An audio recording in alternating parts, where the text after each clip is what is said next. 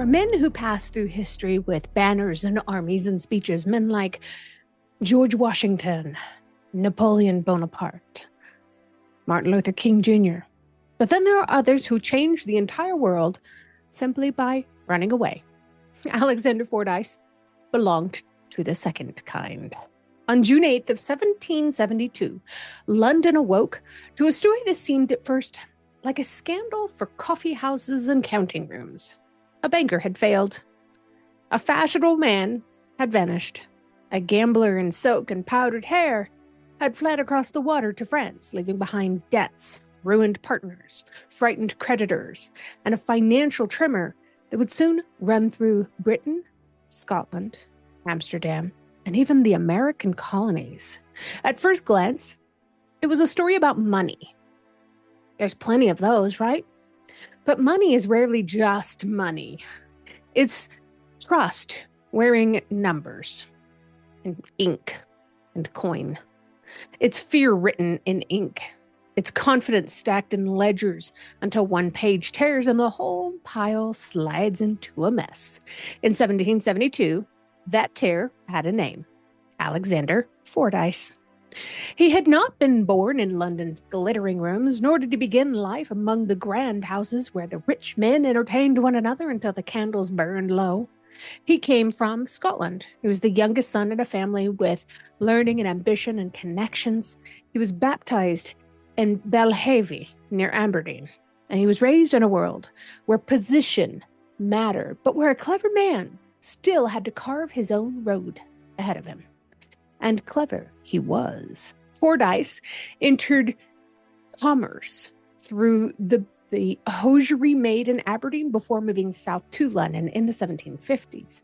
London was not just a city then, it was a great engine of an empire. It was commerce, credit, rumor, and appetite. Ships came in with goods from all across the seas. Merchants gathered news before it reached newspapers, and bankers made fortunes by knowing things one day sooner than the next man. In a lot of ways, we would call this insider trading these days. And Fordyce entered that world as an outdoor clerk for a banking house in Lombard Street. It was not a grand beginning. It was the sort of work that required errands and observation, obedience, and sharp eyes. But a man who knows how to watch can learn more secrets in a street than some learn in college. And he learned. He rose. By the late 1750s, he had become connected to the banking firm that would later be known as Neil James Fordyce Down and Down. It was on Threadneedle Street. Threadneedle Street was one of the arteries of London's finance. There, fortunes were made and lost and hidden and magnified and borrowed and sometimes invented. And Fordyce soon proved himself a man of daring. That word can sound a bit noble sometimes. In finance, it often means dangerous. He speculated freely. He learned the value of early intelligence. When peace negotiations and wars moved markets, he saw that the right information could turn into gold before anyone else even understood what had happened.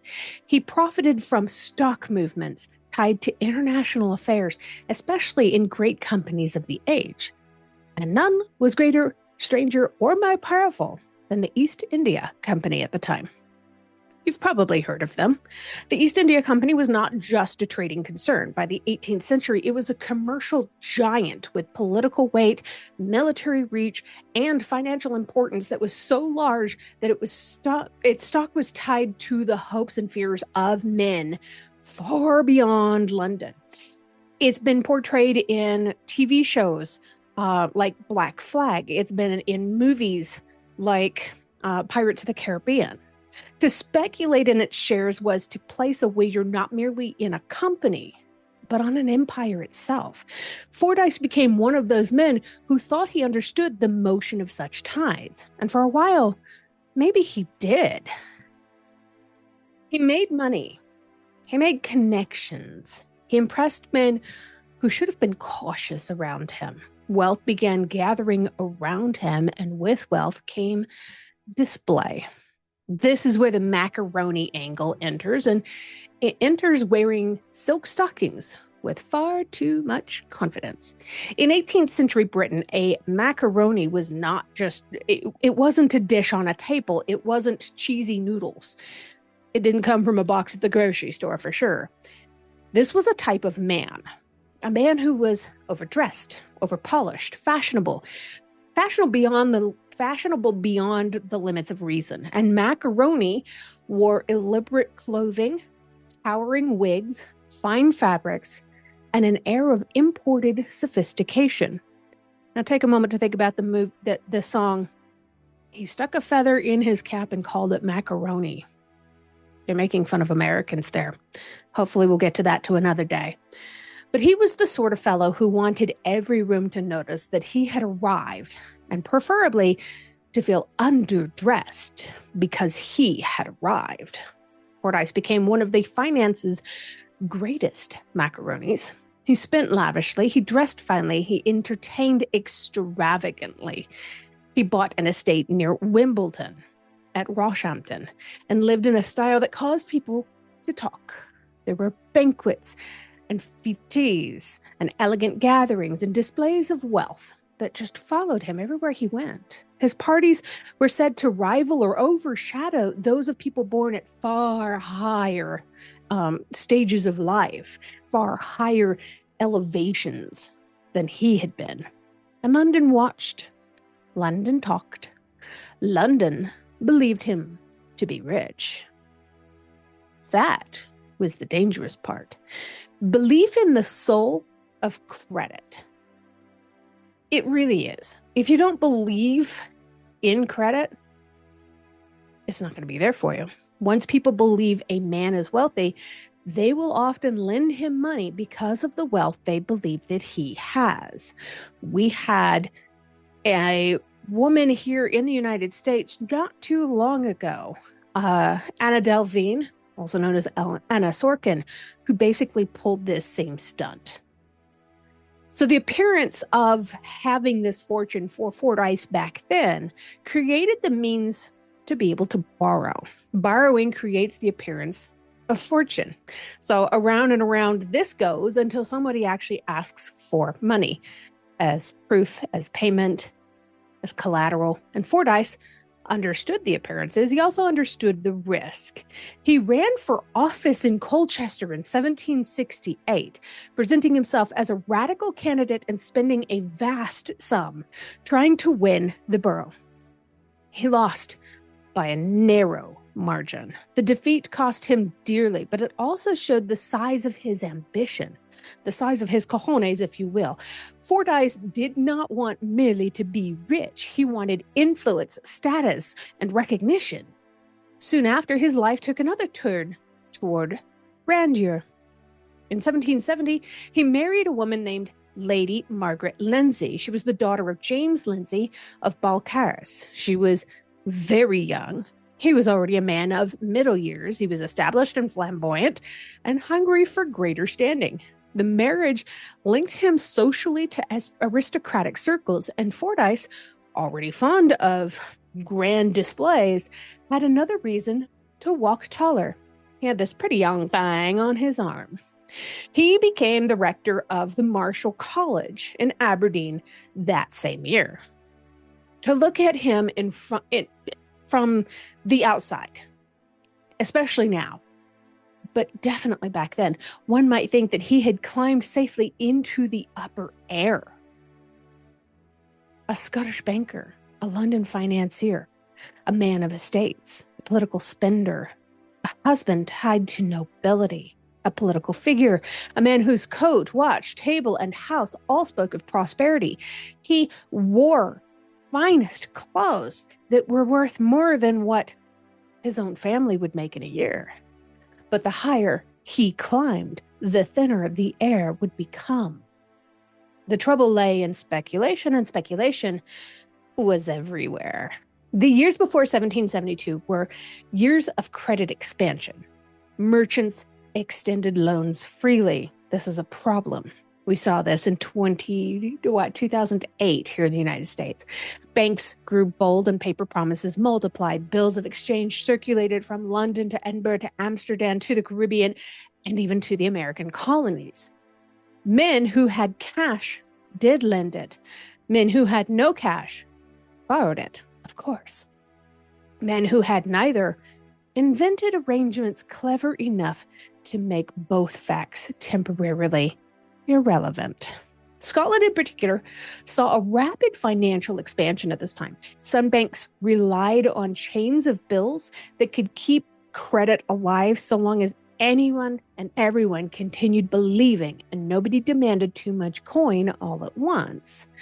That is always the hidden weakness of the paper world. It works beautifully until fear asks to be paid in silver. Yeah, the bank runs. Yeah, this has that earmark all over them. Fordyce was not alone in this world of risk, but he became its great symbol. He had gained from speculation before. He knew how quickly markets could move. He knew how news could lift or sink a share price. He knew how to use confidence to buy time. And then he made the wager that absolutely ruined him. He bet heavily against the East India Trading Company stock. To bet against a stock is to hope it fails. If it does, the speculator profits. If it rises, loss opens like a pit. Fordyce believed the shares would decline, and the market disagreed. Instead, the stock rose. A cautious man might have retreated, but Fordyce did not. He deepened his position. He tried to cover losses with other money. He used the bank's resources. He concealed the scale of the damage from his banking partners. He borrowed notes to display proof of health when the body of the business was already failing beneath his feet. That image deserves to linger. A man whose fortune was hollow, showing borrowed banknotes to calm frightened partners. It's almost theatrical. A macaroni banker lifting a curtain just long enough to show shining paper, then lowering it before anyone else can see that the stage behind him is collapsing. Take a peek. But markets don't care about costumes and finery and powdered wigs. By June of 1772, the deception could no longer hold. Fordyce had lost about 300,000 pounds. That's a staggering amount back then. There is no direct translation to what that amount would be today, but it would be somewhere in the billions. His partners were exposed to the ruinous debts. The bank's strength had been spent in secret. On Monday, June 8th, it became clear that Fordyce had failed miserably. So he fled. The next day, he was gone to France. There's something almost mythic in that departure, though there was nothing noble about it. The man who had entered like royalty and speculated like a conqueror now slipped away from creditors like a thief leaving by a side door. Behind him remained the wreckage of the trust. And trust, once broken, does not stay just sitting there quietly in a room. It runs. News spread through London. Neil, James, Fordyce, and Dow all stopped payment. Creditors demand cash. Bankers took one look around and wondered who else had been gambling with money that really was never even theirs to begin with. The city of London, which had fed so long on straight confidence, suddenly tasted the bitter palate of fear. Within weeks, banks began failing. 8 banking houses in London collapsed. Scotland felt the shock fiercely. The Air Bank, already weakened by its own reckless credit practices, fell into crisis and then collapsed. Around 20 banks across Britain, Scotland, and the Dutch Republic would be damaged or destroyed in the wider aftermath. All because one man. The panic crossed the sea to Amsterdam.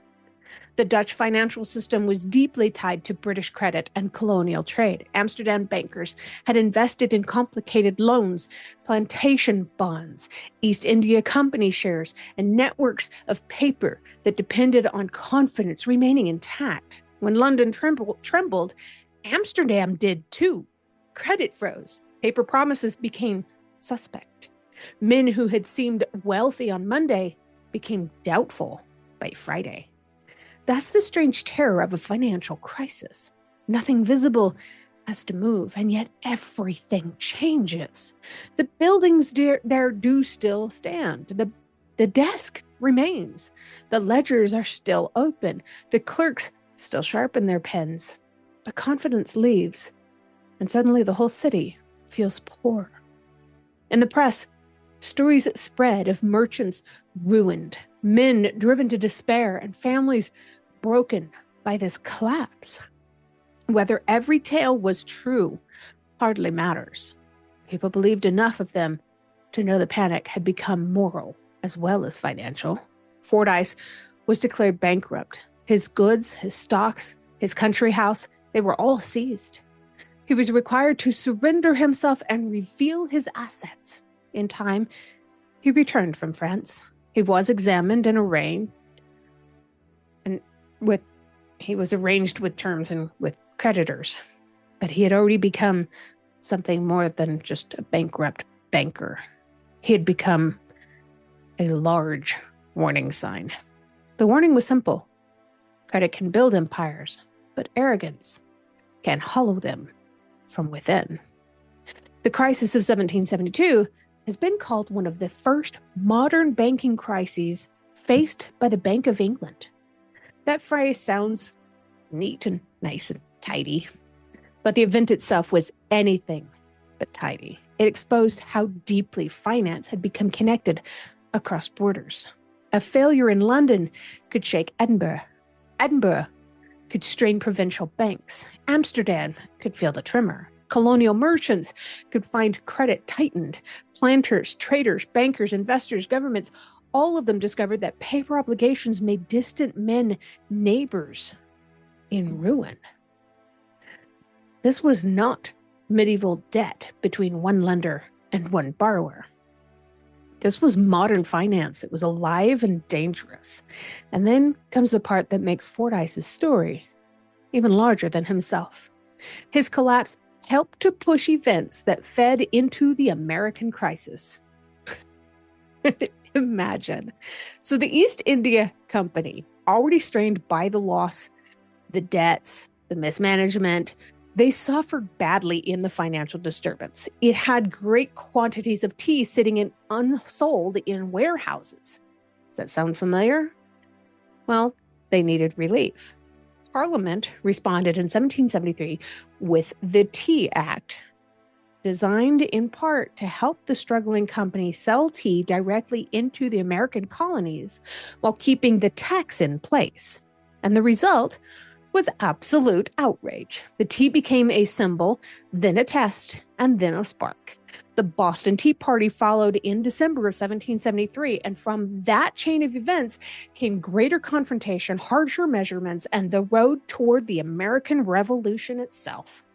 Now, no single banker caused the American Revolution. I want to make sure that's very clear. History is not that simple, and revolutions are not born from one ledger alone. But Fordyce helped to strike one of the flints. His failure shook credit. The shaken credit worsened pressures on the East India Company. The company's distress helped to bring about the Tea Act. The Tea Act helped ignite protest that changed the world. A macaroni speculator dressed for administration fleeing his debts in 1772 helped to alter the course of an entire empire. That is the part no one expects when they first hear the story about some Scottish banker that fled the country after committing fraud. They expect a banker scandal. They get a road to Boston Harbor. Fordyce's life after that crash, it was diminished. It was not erased. He did return. He negotiated and lost his property and lived under the shadow of his fall. He was infamous. Sermons used him as an example in churches across the entire English Empire.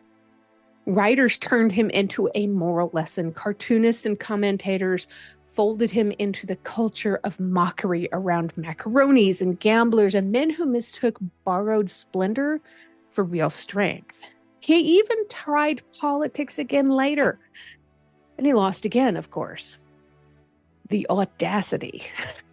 There's something stubborn in that, or perhaps something maybe just unteachable in that. Eventually, Alexander Fordyce died in 1879. It was years after the crisis that made him infamous. By then, the world had helped to unsettle. He did so much damage, but he had changed it beyond recognition. The American colonies at that point had become the United States.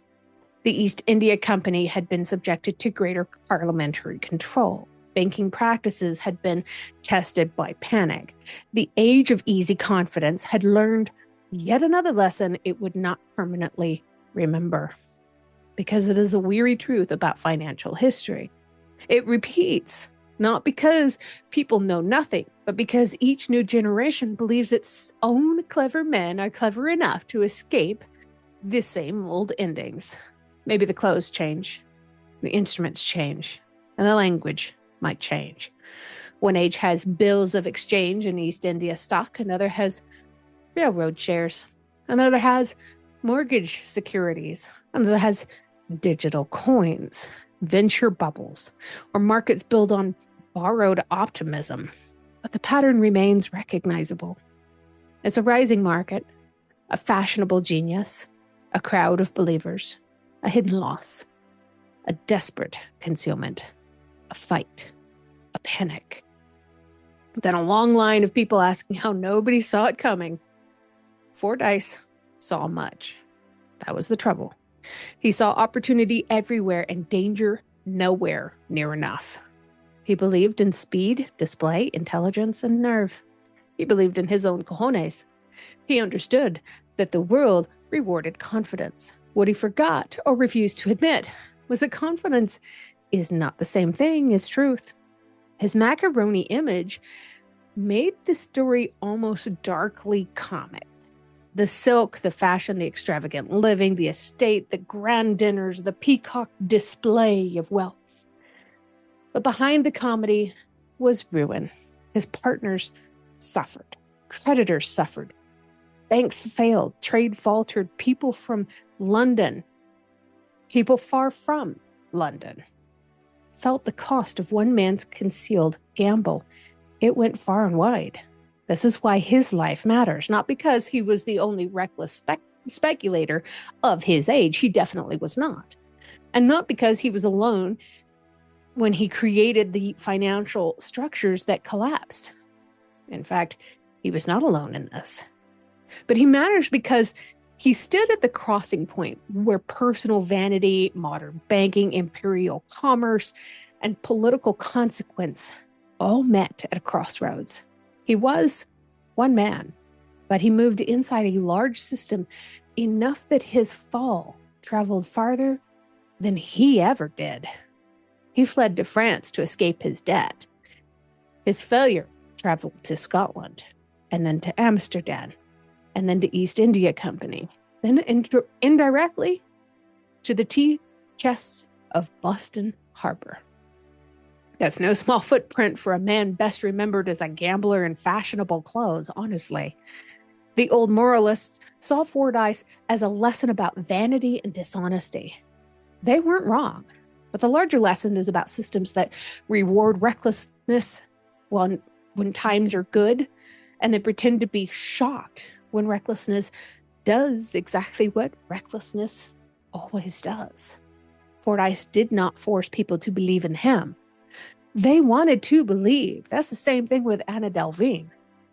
His partners wanted calm. Investors wanted return. Creditors wanted payment. Society wanted the glittering banker to be as rich as he looked like he was.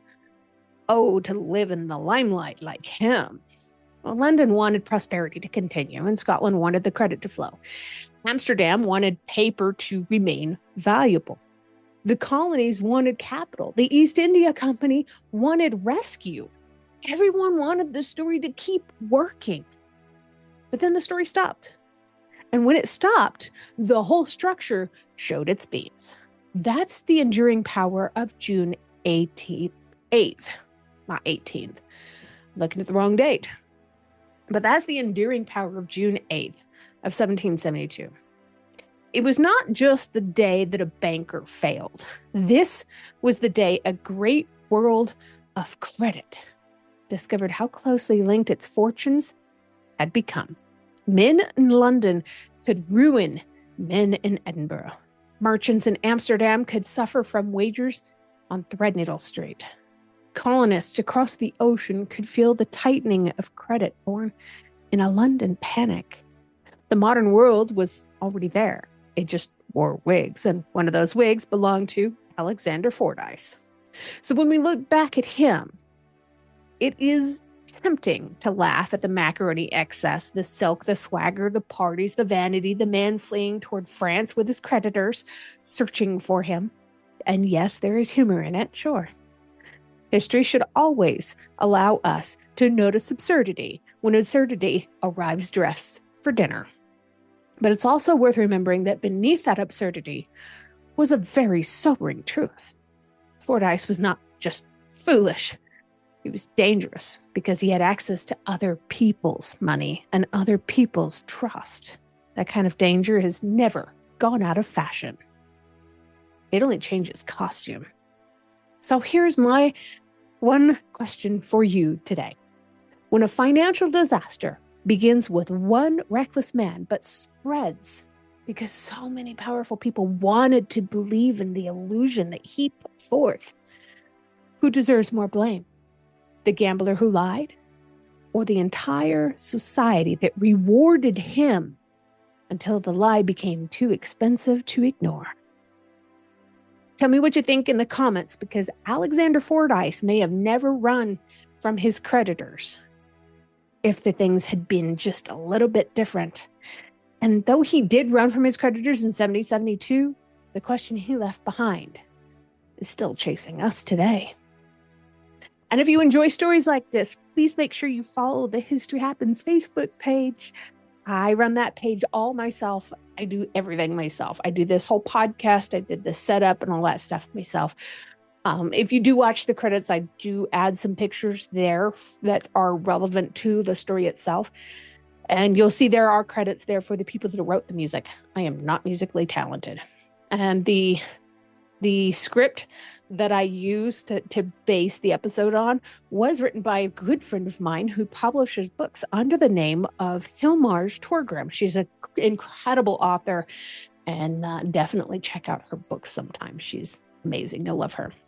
But also make sure that you subscribe to the podcast so you never miss an episode for these crazy deep dives into history's most bizarre moments. Every subscriber helps, every comment, every interaction that I get. You're helping other people to learn this history too.